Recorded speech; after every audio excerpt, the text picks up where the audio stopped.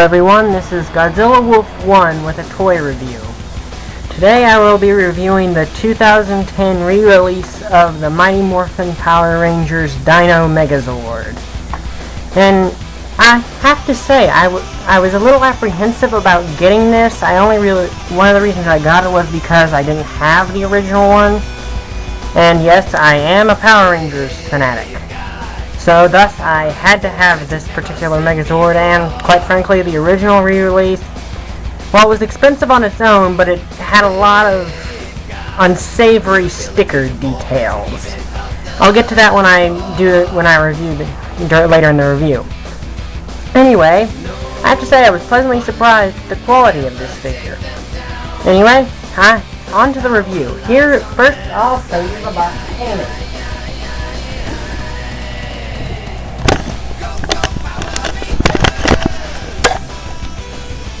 Okay, there's a picture of the Megazord down there.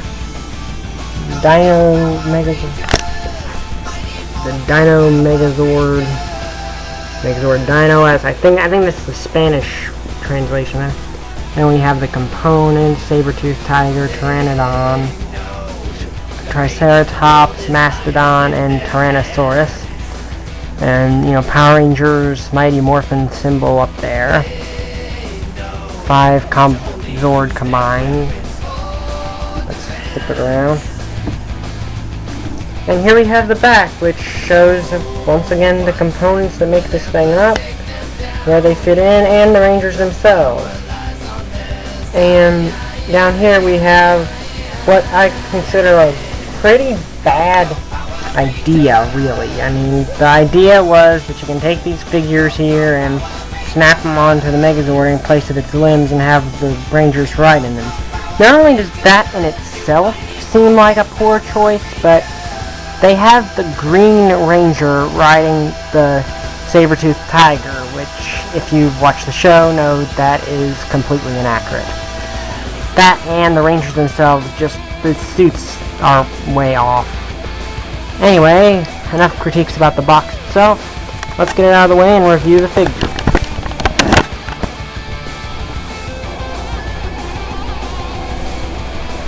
Okay, let's see. First, let's show you the Mastodon back here. Now, you do have to apply the stickers yourself. That's a bit of a problem, but the Mastodon, he doesn't have any stickers yet to apply. Now, here's one advantage of this one over the original. These shoulder stickers here on the original, it was like an orangish color, and this was floating clear up here. This is much more show accurate. A lot more show accurate than the original release. Now, the trunk here on the original, it moved. It doesn't move here. Tusks, they were removed. All this was chrome. But I like this better, actually, because in the show, I don't remember these looking really metallic and chromish. And plus, they're stuck on there tight. These are not coming off anytime soon. Unless, you're pulling really hard, and then the heads are going to pop off the Mastodon first before you actually do. Yeah, it doesn't look really good back there, but that's for the transformation. Head looks really good. Okay, let's put you back. Okay. Triceratops next. Once again, more accurate sticker detailing on him, because on the original, I don't even know what these were on the original, but they did not look anything like this, and this is how they look in the show, so it's a lot more accurate. Once again, no chrome horns. I don't know if those were chrome on the original anyway. But these are also not coming off. On the original, if you try to find the original on eBay, you're going to be missing the horns a lot. The horns are not going to be there half the time because they snapped off so easily. These, it's like they're super glued in place.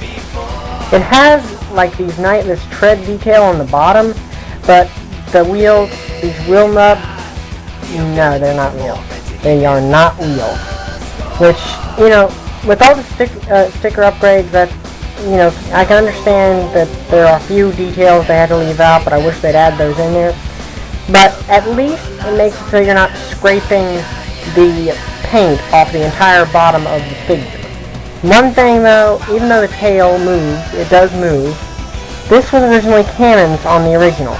That's how they were in the show. This is just a solid piece of plastic. Now, yes, they won't break off. They won't come off. But still, little disappointing. The Triceratops, I'm going to say it, worst figure out of the bunch. And his head moves. Tail moves. And back to the Mastodon's articulation, basically his legs move, but there's not much into it. Okay, Saber-toothed Tiger. It's actually pretty decent, but on the original, these here were wheels. It had wheels on its back legs right there. Once again, just black nubs. It's even more noticeable with her than the Triceratops. Okay. But the detailing is really nice. Yeah, it's pretty nice, though the mouth is not open. The original's mouth opens.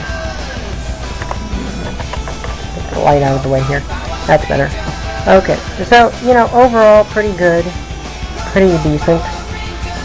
And the tail, it's less, it's less different than the original. Than the Triceratops is from the original. Still moves. And actually, the original, if I recall, at least on some releases I've seen, this just fell back and forth. The tail just fell back and forth. You couldn't really pose it.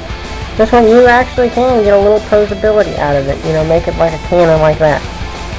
Legs, they all move. They move. Not much you can do with them. Tusks, they move, but I think that's mainly just for the transformation. Never figured out why they would move, though. And the hind legs, they can do that. That's about it. Okay.